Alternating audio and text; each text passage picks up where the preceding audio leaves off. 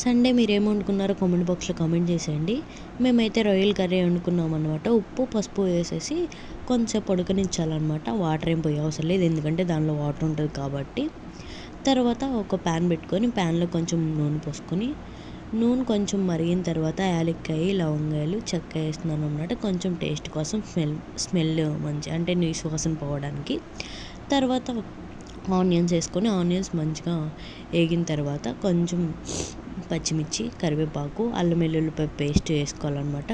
చాలా అంటే చాలా జలుబు చేసింది గైస్. అసలు ఎలా ఉందంటే అసలు అలా ఉందన్నమాట. హైదరాబాద్లో ఫుల్ చలిగా ఉంది. వేడి వేడిగా ఉంటేనే తినాలనిపిస్తుంది అనమాట. ఇదంతా ఉండేదేలే కానీ తర్వాత ఆనియన్ మగ్గిన తర్వాత టమాటా వేస్తున్నాను అనమాట. టమాటా కూడా మంచిగా మగ్గిన తర్వాత రొయ్యలు వేసేసుకోవాలి. రొయ్యలు వేసుకొని ఒకసారి మిక్స్ చేసేసుకొని కొంచెం సాల్ట్ వేసుకోండి.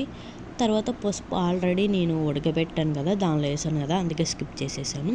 తర్వాత కారం వేసుకోండి. కారం వేసుకున్న తర్వాత ఒకసారి కలుపుకున్న తర్వాత చింతపండు రసం అనమాట. కొంతమంది వేస్తారు, కొంతమంది వేయరు. నేనైతే వేస్తాను అనమాట. అంటే ఒక్కొక్కళ్ళు ఒక్కొక్కలా ఉంటుంది కదా, నేను వేస్తాను. ఒక చిన్న గ్లాస్ వాటర్ పోసాను.